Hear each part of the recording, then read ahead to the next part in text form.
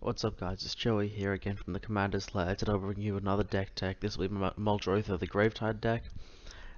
This was meant to be a non-budget deck list because the last one I did of my Core Vault deck, go check that out if you'd like. You guys seem to really like that, so I figured I'd do it again.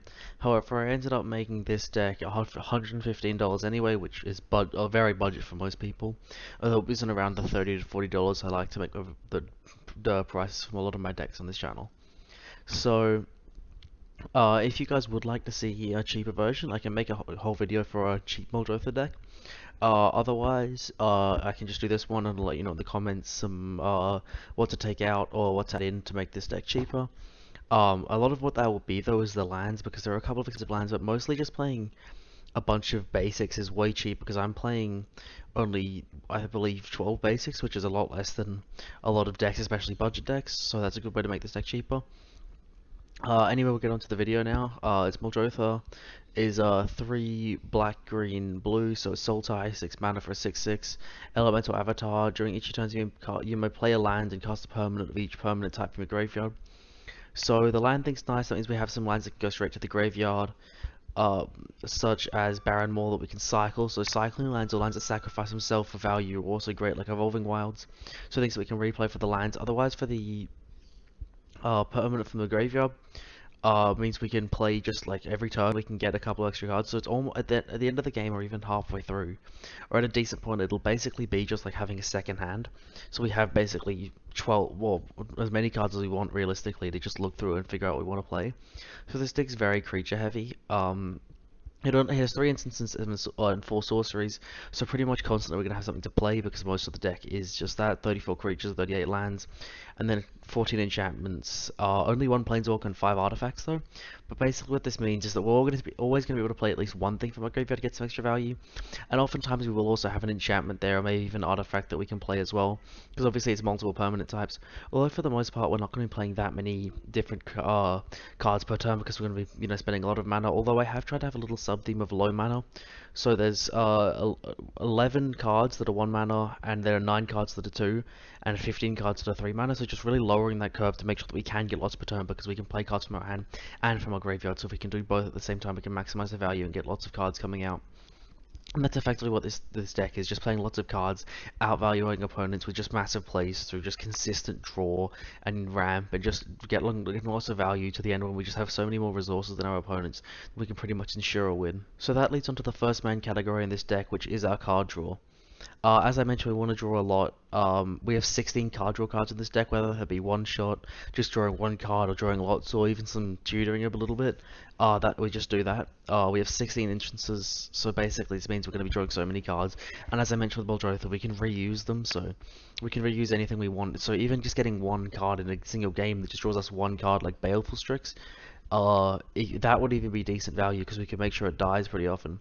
However, we don't even need that because like we can get so many cards that we can reuse them and use the ones in our hand to just have so much value that at any time we can always play the right cards.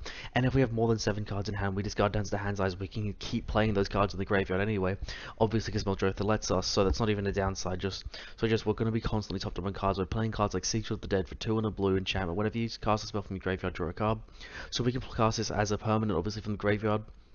But otherwise, we're going to have it sitting out there whenever, every single turn, even on our opponent's turns with some cards out. We're just going to be playing cards from our graveyard. So this is 1 to 2 generally-ish cards a turn cycle for 3 mana. It was obviously great because of the exchanging commanders often 3 mana for 2 cards in a card draw spell, so this is quite good. Can draw us upwards of 10 cards in a longer game. Muldrifter is 4 and a blue for a 2/2 and has a Vogue for 2 and a blue, which is what we're going to cast it for generally, because we can still cast it for the alternate costs with Muldrotha. And when it ETBs, you draw 2 cards. So as I just mentioned, with that cost being 3 mana to draw 2, we play 3 mana, draw 2 cards on this body. It's not flash, so we have to be on our turn. However, it's not the end of the world because we can just draw 2 cards. If Secret's out, we draw 3. Just nice constant value. Oracle Law Mage is a bit more of one of the ones we're not going to play. We're going to try and have it out constantly and keep using its ability, because it's 2 black for a 3/3 tap, search your library for card, put it to your graveyard, then shuffle, and if it's also so put a 1/1 counter on Oracle Law Mage. It's never going to be triggering that 1/1 counter because we don't really have any way to get sorceries back besides 1 card, which is okay, Amancer. But besides that, basically, we're just going to be able to tutor for cards. So anything we want, we can tutor, and then we can play it for a few mana and make sure that we don't have to pay any extra cost to get it out because Muldrotha obviously lets us. So this is just a nice, consistent, not technically card draw. It's technically mill, but it gives us card advantage because of Muldrotha. So I included it as card draw, and it's really nice. It goes along with the other consistent draw in this deck. So I mentioned in the intro that we're going to be wanting to outvalue our opponents. Again, because we can obviously play a number of things a turn and just get extra value and reuse effects. It's nice for effects like Wood Elf, so a 2 and a green for a 1/1. When it ETBs, you search your library for a forest, put it on the battlefield, and shuffle your library, so it's untapped as well, which is great. But what we're playing this for is obviously the fact that we get a land every time we play it, so we can play this from our graveyard and cast this 1, 2, 3 times a game. So obviously that is 9 mana for only 3 lands, but it's just a recurable effect that's nice to reuse. We don't really have many ways to get our own cards into the graveyard from the battlefield in this deck. However, oftentimes if someone attacks, it's pretty easy to jump block because they don't really care that much. Obviously, it could cost us 3 mana to recast, so they're not really going to care if we block with it. But it's just a nice way to get cards into our graveyard, just blocking our opponents, stopping damage, and just getting our creatures to reuse them. Skull Prophet's a little more synergistic. It's 2 and a green for a 3/1. We can tap it to add black or green, so a mana dog for 2 mana is not bad. Muldrotha comes out a turn earlier, which is obviously great. However, we can also tap to put top 2 cards of our library into graveyard. So I've sprinkled the mill that we have in this deck throughout.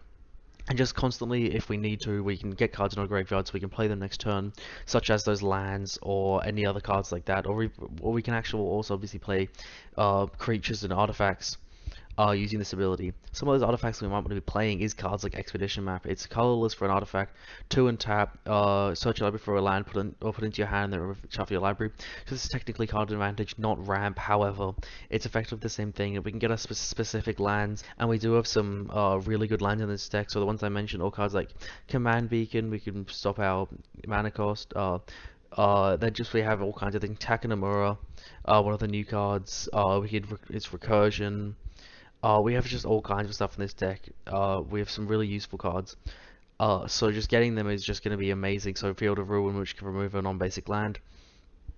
Or we can get a basic if you really need to, but I doubt you will. So just generally, and also as an artifact, this means that we can recur this more often. It's just going to be an additional card that we can play a creature from our hand, one from the graveyard, and possibly play this as well because it's only 1 mana, just as an artifact, and it won't take up the 1 permanent per turn for the creatures that we're most likely to be playing. Our third main category is a bit of a nice sub-theme, so we can cast things at flash speed. So this is one of the lands that we could get with our Expedition Map is Alchemist's Refuge. However, I'm going to not be talking about that here, so I'll be talking about the other effects a little bit better. Leyline of Anticipation, it's 2 blue for an enchantment. If it's in your opening hand, you may put it onto the game, put it onto the battlefield. So this is obviously a free effect, which is really nice. Otherwise, we can cast spells as long as they had flash. So we can cast this for its hard cost, and we can recast it with Muldrotha if we need to as well. Vulnerable Equinox is similar, 3 and a green for an enchantment. When any player may play creature and enchantment spells anytime he or she could play an instant. So obviously, we are going to mostly just be casting creatures and enchantments, possibly lands as well. So we do lose out a bit of value on those lands. However, we still get most of our value, and our opponents hopefully will get less value because obviously this is symmetrical, so it applies to them as well. But we should get more value because we do have our deck predisposed to set up for effects like this. Otherwise, Leyline of Anticipation is only us, and basically the benefit of this is because, as I mentioned before, we're playing lots of low spells, so we can say hold 3 mana up and be able to cast 3 spells in 1 turn cycle. Not even on our turn, because this flash speed obviously means it goes well with Muldrotha because she says we can cast 1 per turn. So it's unfortunate because obviously she says 1 on your turns. However, the flash speed is still nice for those sorceries we have. More cards in our hand because we don't really use those cards in our hands too much, and we are going to have a lot of dead cards in our hand where we can't play them on our opponent's turns because we're running 34 creatures and 16 enchantments which aren't going to be able to play. However, this will enable us to be able to play those even not on our turn, even if it doesn't synergize with Muldrotha. So now on to the removal theme. It's pretty simple. We're going to be playing cards like Seal of Primordium and Seal of Doom, just cards that are enchantments or creatures that we can play, and when they enter or when we sacrifice them, they can get rid of something for us, and basically just effects like that. One unknown one is Armor of Thorns. It's 1 green for enchantment aura. You may cast Armor of Thorns as though it had flash, so again we can play that flash speed, obviously not with Muldrotha out of our graveyard sadly, but still not the end of the world, because we can still play it on our turn. If you cast it anytime a sorcery couldn't have been cast, so if we do cast it from our hand, The controller of the permanent is sacrificed at the beginning of the next end step, and enchanted non-black creature and enchanted creature gets +2/+2. So if you cast it from my hand for flash, this basically kills any creature, and then we can obviously cast it again with Muldrotha later on if we would like to. Because obviously it does give that pump effect, but only +2/+2 isn't very big in Commander. And again, obviously, they have to sacrifice it, so we can cast this on, say, their massive Zakama, and it gets a little bit bigger, but then they have to sacrifice it. It's just a great effect. And Ground Seal isn't a removal card, however, it does protect us because obviously cards like Doughty Voidwalker are very prominent in this format. So, one green for enchantment, when it ATBs, you draw a card, so that's just nice little value. A 2-mana cantrip is pretty good. Another little extra bit of draw that really keeps the engine stack going. And then cards in graveyards can't be targeted spells or abilities, so this will counter cards like Doughty Voidwalker. It doesn't counter target graveyard, because obviously that doesn't target cards in the graveyard, it targets the whole graveyard, or the owner of target player's graveyard. It doesn't counter effects like those, like Bajuka. However, just individual or, a couple cards, they do have to be targeted with effects, so it is just nice value for that. It doesn't stop all graveyard hate, but it does stop a little bit, and obviously that cantrip makes it just viable anyway. Either way, we can just draw a card and recycle it if it's not particularly relevant. So if our graveyard's protected, obviously it's because it's pretty important. We want to keep those key pieces. Cards like Stitcher Supply, it helps make the graveyard bigger though, so we have lots of cards in our graveyard. It's a black mana for a 1/1. When it ETBs or dies, which is obviously quite easy to do, just block with it or play it. Put the top of your library into graveyard. So this is great. Basically, puts more and more gas into our graveyard, so we can replay it with Muldrotha or get it out with some other big effects that I'll mention later on. Either way, this is a great card. Only 1 mana means we can play it with almost no cost. And then cards like Deadwood Chant is a lot bigger. It's 4 black-green for an enchantment. When ETBs puts up, can cards your library into graveyard. Bring your upkeep, choose a card at random from your graveyard. If it's a creature, put it onto the battlefield, otherwise put it into your hand. So 6 mana is a lot, but it does mill us 10 cards, which gives us a whole slew of cards. And again, as I mentioned earlier, that's practically 6 mana draw 10, because we can play all those cards whenever we want them. And then obviously if they're going to upkeep, we can get a card if it's a creature we get to the battlefield, so we skip on that value. And obviously 34 creatures in this deck, there's above a 1 in 3 chance that anything that we pick is going to be a creature. So there's a 1 in 3 chance we're going to get a creature on the battlefield without paying for its mana cost. Otherwise we do still draw a card again, which is great. So just a general good value there. It is expensive, but I think it's worth it. And then Tormod the Great Desecrator. This is one of my favorite cards. I really love this card. 3 and black for a 4/2. When one or more cards leave your graveyard, create a tap 2/2 black zombie creature token. So that effect with Deadbridge Chant, or every turn that would also make a 2/2. Or whenever we play a card from our graveyard. So basically every time we play a card with Muldrotha, we get a 2/2. So just extra value constantly. Playing other cards from our graveyard, exiling cards from our graveyard, anything like that will just give us a little bit of value and just keep that engine going. And this can also be used as a win con sometimes. Speaking of win cons, however, we do have some dedicated win cons in this deck, and as I mentioned, there are going to be cards that get lots out of the graveyard. That's Living Death. It's 3 and black for another one of my favorite cards of all time. It's a sorcery, and so this is one of the only cards that I'm actually playing that isn't permanent, because I just think it's that powerful. Each player exiles all cards from all creatures from his or her graveyard, then sacks all creature on the battlefield, and then puts all cards he or she exiled this way onto the battlefield. So basically, it puts all the cards from the graveyard onto the battlefield, and all cards from the battlefield into the graveyard. This is amazing because basically we're gonna have a massive graveyard. There's no way our opponent's gonna have a graveyard anywhere near as big as us, because we're gonna be milling cards all game. And just playing them and replaying them. So all those ETB effects, all those useful creatures, we're going to get them all onto the battlefield. Obviously, again, with 34 creatures in the deck, even if we had 10 cards, we'd still get 3 creatures with this value. Our opponents maybe get 1. If that's at a base value, I think it's just going to get so much better from there. This is one of the easiest ways to win the game, just overwhelm our opponents. Speaking of overwhelming our opponents, Avenger of Zendikar is great for this. It's 5 green for a 5/5. When ETBs, put a number of 0/1 plant creature tokens to the battlefield for each land you control, and when the land ETBs under you control, you put a 1/1 counter on each plant you control. So people have been saying this card's being rotated out of the format, it's not powerful enough. I still think it is completely, especially with Muldrotha, because we can play 2 lands the turn it enters. So it's turn 7 mana, we get, say, 7 0/1s that turn into 2/3s. So obviously 2/3s, 7 2/3s for 7 mana is great, plus the 5/5 body. This is easily a one-shot, just play it and pretty much kill everyone. If not, however, if it does die, we can literally play it again. So 2 Avenger of Zendikar is sure to kill someone because the trigger's stack, so all of our plants get +2/+2 every time we play a land, so that's +4/+4. If we just get 2 lands each turn, just crazy, constant value with Avenger of Zendikar. Probably the best finisher in this deck, and is reusable if it's in the graveyard. So kind of the Grim's a little slower. It's 3 black for a 5/4. Whenever another creature dies or is put into the graveyard from anywhere or leaves the graveyard, or a creature card leaves the graveyard, Circle deals 1 damage to each opponent, and 1 of the black each player puts a card of their library to the graveyard. So that second ability is honestly pretty irrelevant. Just sinking our mana. If we couldn't play anything at instant speed that we needed to, we can just sink all of our mana into this effect. Just get our opponents, drain them for some life, give us some useful cards, possibly get some lands or creatures in the graveyard that we can play with Muldrotha.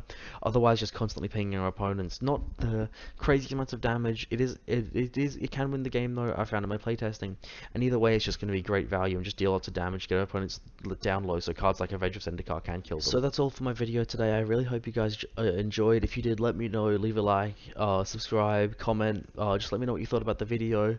If you'd like me to make a deck for you, let me know and I can build you your own deck list. I'll make a video for it, or just send it to you, whatever you'd like. Either way, just let me know if there's a theme or a command that you'd like me to build, and I'll do that for you. On another note, I'd like to apologize to you guys for taking so long with this video. I have been really busy and I've got a lot of things going on. I'm still trying to upload though. I've been thinking about this video all week, and I had to build the deck specifically for this video, so it's taken me a while as well. I can do a more in-depth look at the deck if you'd like as well. Let me know, and I can post another video on that. Anything you guys would like to see, please just let me know. Otherwise, again, if you do enjoy these more expensive decks, tell me in the comments, or if you want, or make your voice heard. Obviously, if you would like, again, the cheaper decks. I do like doing budget decks. This is a budget channel, and obviously $115 is still incredibly budget for most players. However, if you would like the ultra budget deck list, just let me know again, and I can do that for you. Otherwise, thank you guys so much for watching. I'll see you guys next time.